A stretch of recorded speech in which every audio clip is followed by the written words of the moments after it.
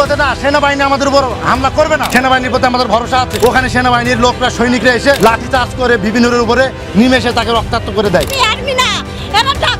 অবস্থা বর্তমানে খারাপই। আমি গাড়িতে যেটা দেখলাম মুখ টুক দিয়ে ব্লাড বাইরে, একবার অবস্থা সিরিয়াস অবস্থা। স্বরাষ্ট্র উপদেষ্টাকে আজকে রাতের মধ্যে পদত্যাগ করতে হবে।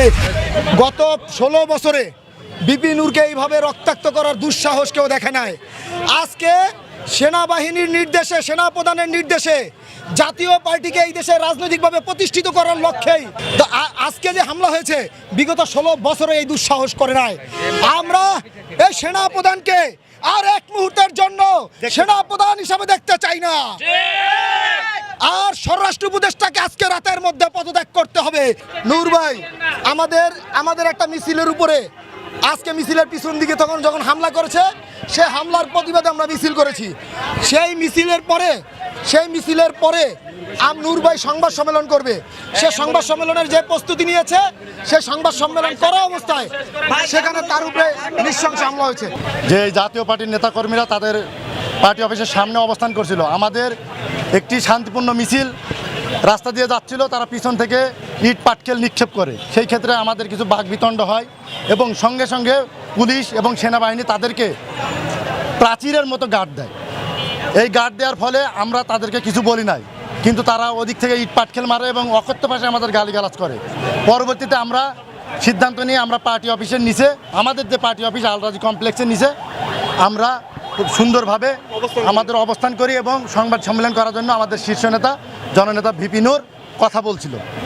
এমনই পরিস্থিতিতে সেনাবাহিনী এবং পুলিশ, মানে 2 থেকে 300 সেনাবাহিনী এবং পুলিশ মিলিয়ে অতর্কিতভাবে হামলা করে। আমি ভিপি নূরকে বললাম যে ভাই, এখানে দাঁড়ানোর দরকার নেই, ওরা খুব দ্রুত আমাদের দিক চলে আসছে।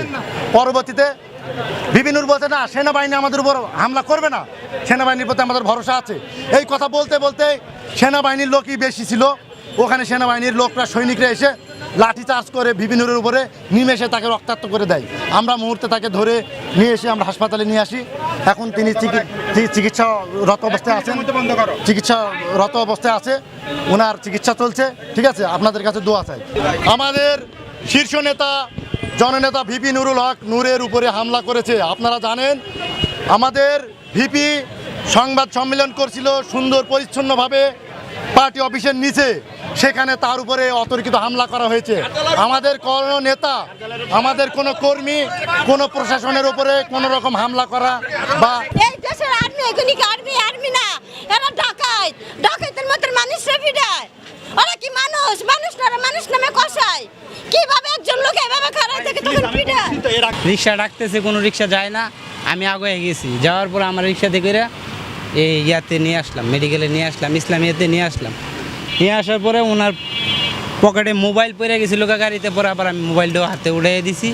দেওয়ার পরে বাইরে নিয়ে ইয়াদ গেছি। উনি অনেক সিরিয়াস অবস্থা দেখলাম, যেটা দেখলাম যে আমার হাতে রক্ত, আমার ইয়েতে রক্ত, আমার গাড়িতে রক্ত। অবস্থা বর্তমানে খারাপই। আমি গাড়িতে যেটা দেখলাম মুখ টুক দিয়ে ব্লাড বাইরে, একবার অবস্থা সিরিয়াস অবস্থা আমি তো মানে ওদিকে আমার গাড়িতে যাত্রী ছিল, উনি নামিয়া দূর মারছে। আমি কি ভাই আপনি দূর দিলেন কে? ভাই তুমি 20 টাকার ভাড়া 50 টাকা দিয়ে উনি দূর মারছে। পরে আমি আগে আসছি, পরে বাইরে গাড়িতে উঠাইতে রিক্সা রাখতেছে, আসে না কেউ।